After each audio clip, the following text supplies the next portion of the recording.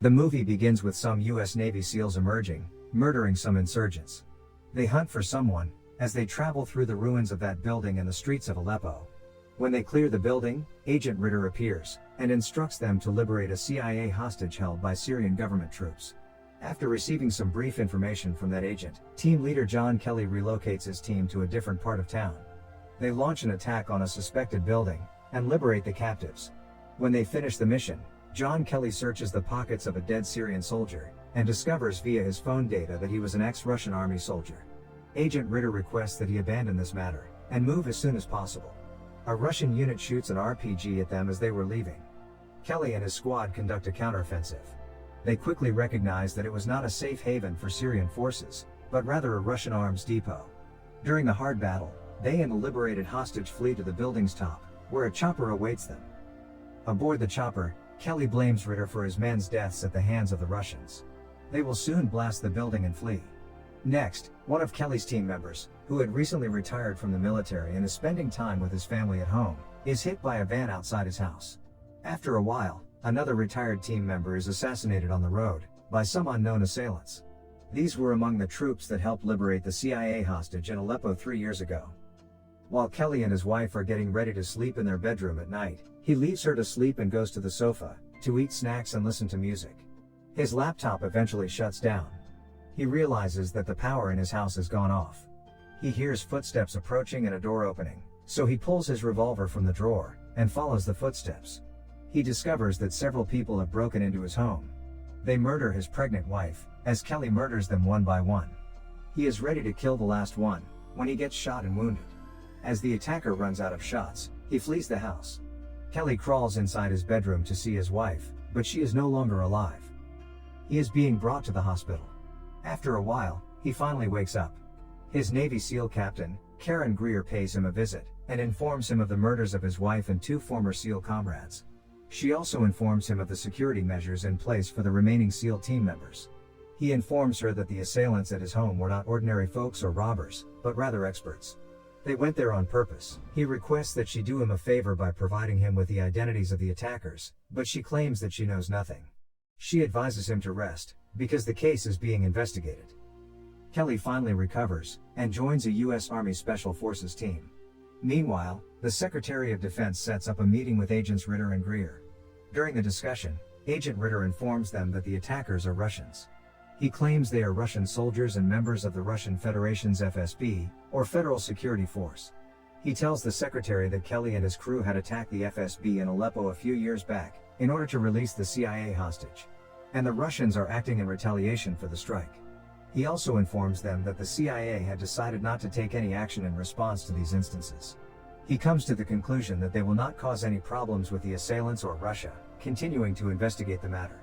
Karen returns to Kelly after some time has passed, and informs him that they are the Russians who murdered his wife and pals. She also informs him that the CIA will halt the probe. She does him the courtesy of providing him with the files of their passport facilitators in the United States. Andre is the one who assisted them in entering the United States. With all the necessary information in his possession, the protagonist immediately sets to work, to avenge the death of his wife and old friends. Next, Kelly walks to Andre's office while pretending to be inebriated. Andre's security stops him, and sends him away. Eventually, the protagonist returns to his pickup, and decides to pursue them with his car. On the highway, he chases Andre's car, and collides with him at the turn. He blocks his car in such a way that Andre can't get out of the car. He sets fire to his car and gets into it. He threatens Andre while shooting him in the leg, in order to reveal the identity of the 4th Russian member of the squad. Andre finally reveals that the name is Viktor Rykov, after some struggle. The protagonist then exits the vehicle and is apprehended by police. Karen pays a visit to Kelly in prison. She informs him that he is in serious trouble for murdering Andre. Everyone in the office is upset with his behavior, since now Russian is going to take action. However, he tells her that he is going to kill everyone implicated in his wife's murder. He also informs her that he knows something that they don't, and that if they want to know that information, they should get him released from jail. When Kelly returns to his cell, he notices some movement outside. An officer requests that he stand and face the wall, so that he can be taken out of the prison for further inquiry, but he refuses. Then 3 officers try to drag him away. He fights back and threatens to kill one of the officers. The protagonist orders them to leave the prison. Soon, A U.S. Marshal arrives in the jail and invites Kelly to accompany them. He provides Kelly a phone to talk on. He picks up the phone and begins speaking. Karen talks to him and asks to accompany the marshal. The protagonist joins them for a closed meeting at an unnamed military installation. He is requested to tell them the secret information he has, so he reveals the name Victor Rickoff.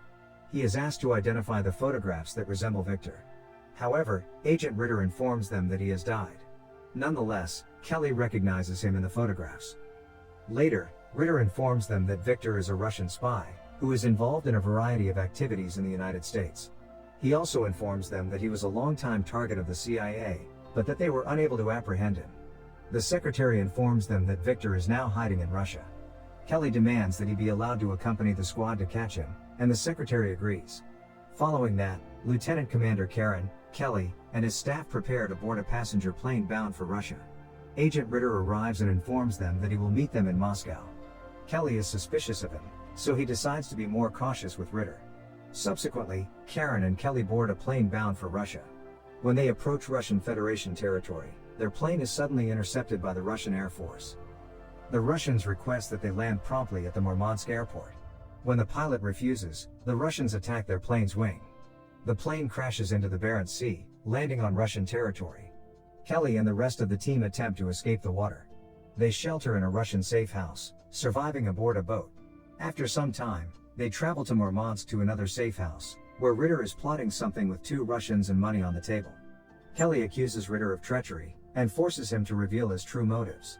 Ritter tells him that he arrived after the plane assault, when they assumed they were dead, and that he has come to finish the mission of apprehending Victor. He also informs him that he hired those 2 Russians to guide them to Victor. Kelly is about to shoot while choking him. Karen arrives and begs him not to lose his cool. The protagonist manages to control his emotions, and eventually spares Ritter's life. Agent Ritter then leads them to Victor's flat.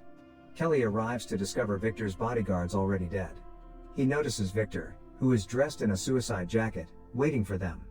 Victor greets Kelly, and informs that he knew that the protagonist and his men were on their way to Russia to kill him. Victor assures him that he was not the one who planned to kill Kelly and his pregnant wife. Kelly keeps listening, and Victor claims that he and Kelly are in the same boat, and that someone led them here to murder themselves. Kelly then asks him to listen to him, but he pushes the button and blows himself up. A sniper shoots Dallas, one of Kelly's squad members, after the explosion. They are having difficulty locating the sniper. Soon, they figure it out in some way and kill him. However, in the meantime, another sniper begins to fire on them. Karen and Kelly eventually track down the enemies, and murder them in action. Meanwhile, Russian police and military have encircled the residential complex. Kelly directs his troops to run through the back of the building, as he turns to face the cops on the rooftop. He detonates a device, killing many police officers, while his men successfully flee the apartment building in a van. Kelly keeps enemies busy with him while others escape. He also fights the military men who are coming to capture him on the apartment stairs. The protagonist eventually escapes as well, disguising himself as a Russian army troop with a tear gas mask on his face.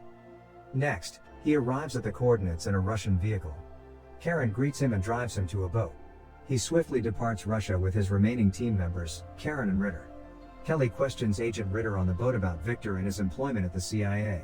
Ritter tells him about his career. He also instructs him to carry a money bag on the boat, and vanish somewhere in the world. He promises to report him dead in the operation to the CIA office. Kelly thanks him, and apologizes for previously mistaking him as a traitor. After some time, when Secretary Clay was in a restaurant's restroom, the protagonist appears.